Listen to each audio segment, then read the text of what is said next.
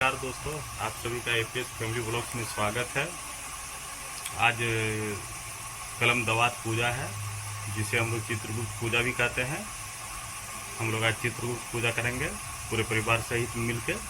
आप लोग को ये दिखाएंगे कि हम लोग चित्रगुप्त पूजा किस तरह से करते हैं, और ये इसका कथा भी पढ़ेंगे।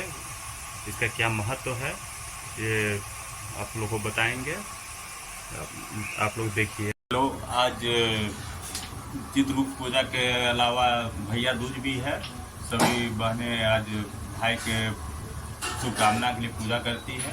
अब मैं बैठ गया हूँ पूजा का तैयारी करने के लिए, कलम दवात पूजा या चित्रगुप्त पूजा के लिए। देखिए, अब मैं फल का जो है प्रसादी बनाऊंगा। इसको काटूंगा, ये जो फल है इसको थोड़ा टुकड़ा करके प्रसादी बनाऊंगा। और उधर आप देख सकते हैं कि वो तैयारी किया गया है।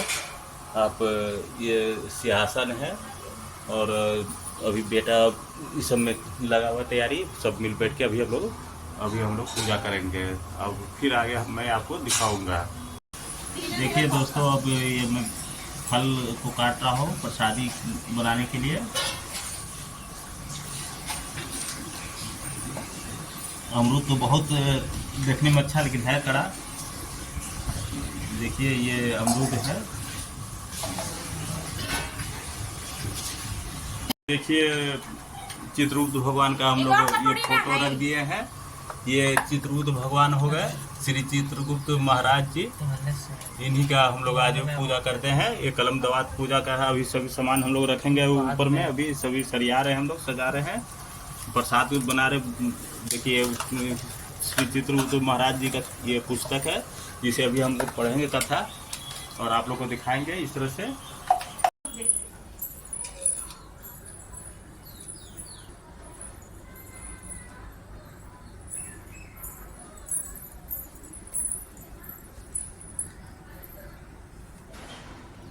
पानी छीटिए, गिराइए उसको।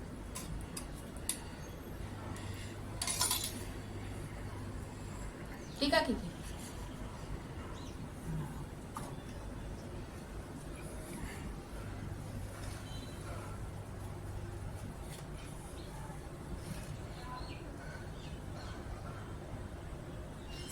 कपड़ा उठाइए।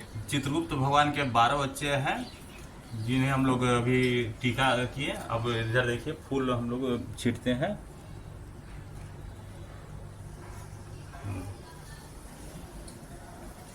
वस्त्र हम लोग चित्रगुप्त भगवान को पढ़ाते हैं।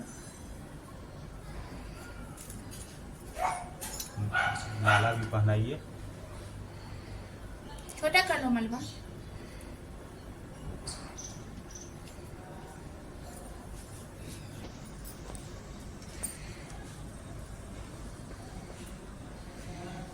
मुंह में तो पिया है। ये अब हम लोग भगवान के बगल में अपने किताब कॉपी रख दिए हैं और कलम रख दिए हैं। इसी को कहा जाता है चित्रगुप्त भगवान का पूजा करते हैं हम लोग। आज कलम रख देने के बाद हम लोग कलम को फिर छूते नहीं हैं। कोई लिखने वाला काम हम लोग नहीं करते हैं।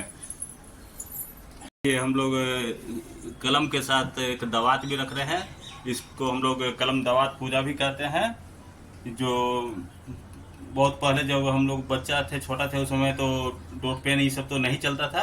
स्याही वाला ही पेन चलता था, और हम लोग स्याही से ही पेन यूज करते थे। और आज का डेट में तो बहुत चेंजिंग हो गया। अब स्याही से कहाँ प्रयोग होता है, केवल पूजा में ही अब हम लोग रखते हैं।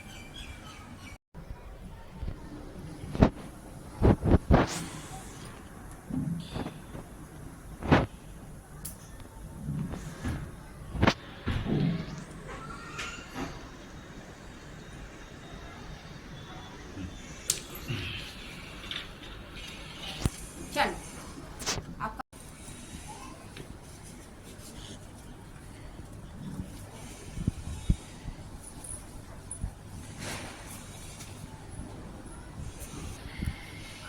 श्री भीष्म पितामह ने पुलस्त्य मुनि से पूछा कि है महामुने, संसार में कायस्थ नाम विख्यात जो पुरुष है वह किस वंश में उत्पन्न हुए और किस वर्ण में कहे जाते हैं। हे महामुने, यह सुनने की मेरी इच्छा है। इस मेरे संदेह को दूर करने में आप समर्थ है, इसलिए आप कृपा कर इस पवित्र कथा को कहिए। इस प्रकार पूछने पर पुलस्त्य मुनि प्रसन्न होकर गंगा के पुत्र भीष्म पिताजी से बोले, हे गंगे, मैं कायस्थ उत्पत्ति का वर्णन आपसे करता हूँ।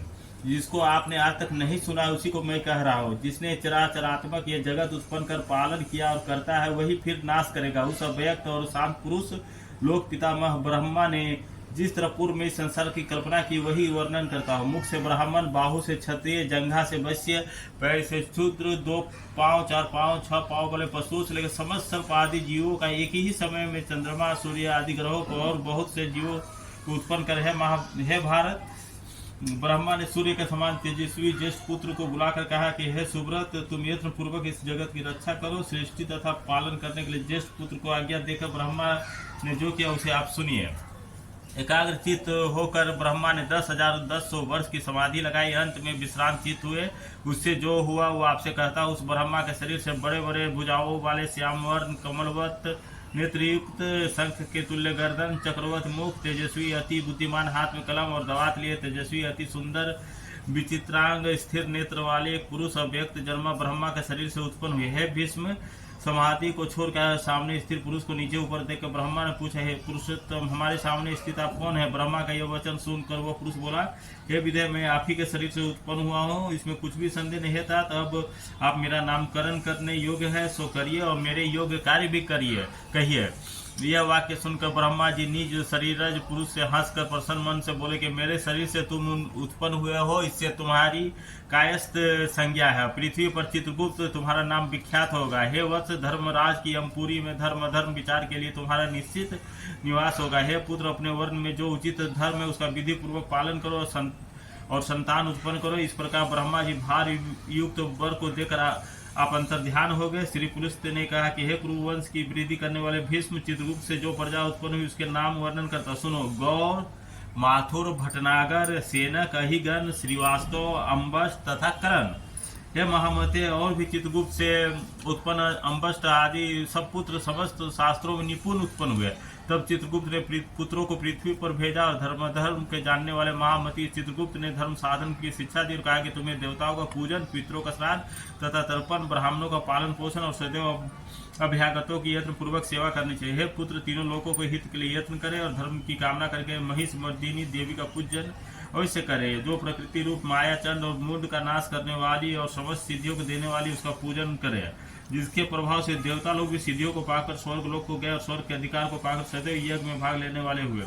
उस देवी के लिए तुम सब उत्तम मिष्ठान आदि समर्पण करो, जिससे वह चंडिका देवताओं की भांति तुमको भी सिद्धि देने वाली हो।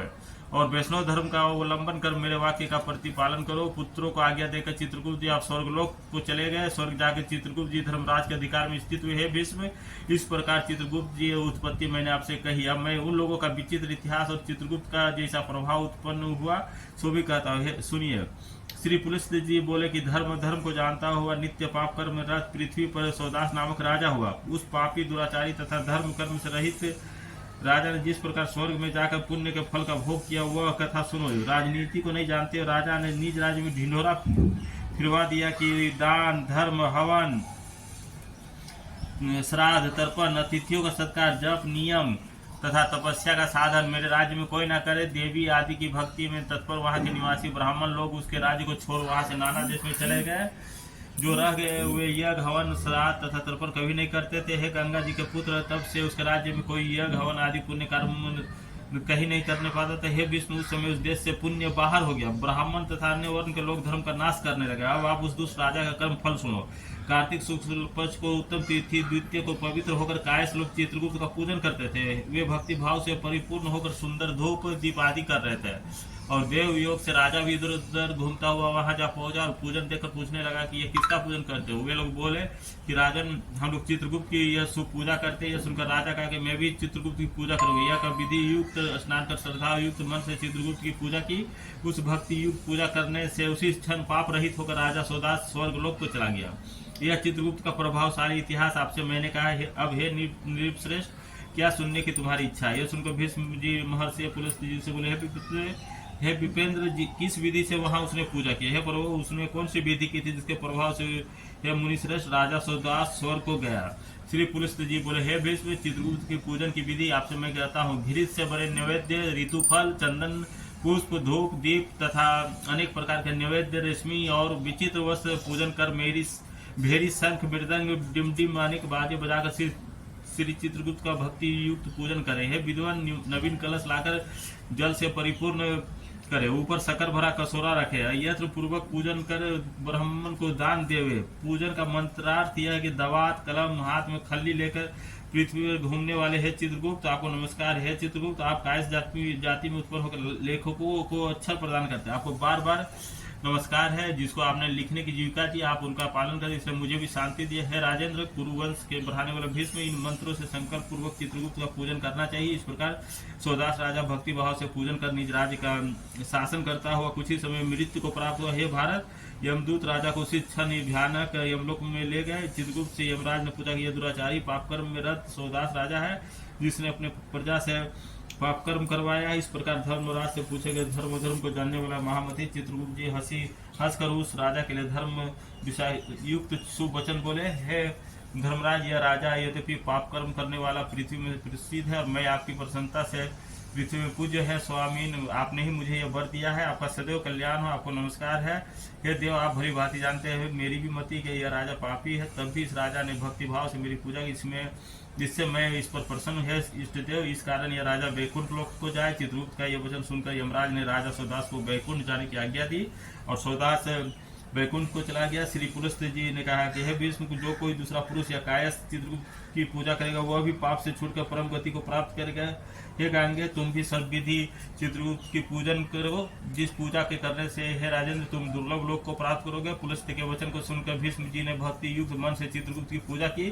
कार्तिक शुक्ल पक्ष द्वितीय को निज बहिन यमुना के घर यमराज ने भोजन किया। इस कारण लोक में इसका यम द्वितीय नाम हुआ। यमुना ने यम राजा को आयुष बढ़ाने वाला वर दिया। इस कारण इस तिथि में बहिन का हाथ का भोजन करने से धन आयुष आदि बढ़ते हैं।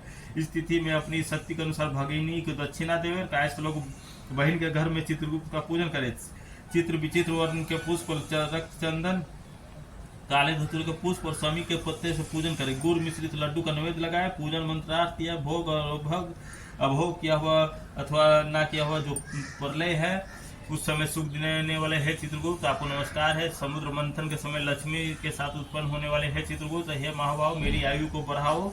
इस प्रकार पूजन करने से प्रसन्न होकर चित्रगुप्त ने भीष्म को वर दिया कि हे महाभाव, मेरे प्रसाद से तुम्हारी मृत्यु नहीं होगी। जिस समय तुम मृत्यु का स्मरण करोगे उस समय तुम्हारी मृत्यु होगी। यह वर देकर चित्रगुप्त स्वर्ग को चले गए। जो बुद्धिमान पुरुष इस विधि से चित्रगुप्त पूजा करें उनका फल सुनो। वे इस लोक में अनेक प्रकार के बड़े बड़े सुख भोग का विनाशी विष्णु लोक को जाएंगे। कायस्थों की उत्पत्ति आदि की चित्रगुप्त जी की दिव्य कथा को जो श्रेष्ठ मनुष्य भक्ति युक्त मन लगा के सुनेंगे वे पुरुष समस्त व्याधियों से छूट कर दीर्घायु होंगे और मरने पर जहाँ तपस्वी लोग जाते हैं इससे विष्णु लोक को जाएंगे। इसमें कुछ संदेह नहीं है। इति चित्रगुप्त पूजा समाप्त। हाँ, सब डाल दो। यहीं दे दे।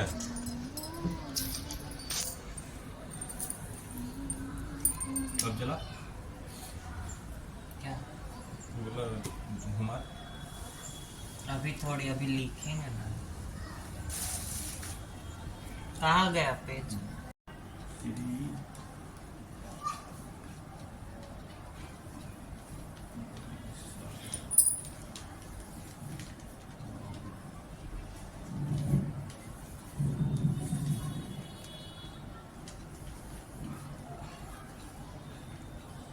कार्तिक जी का लिखा था ना।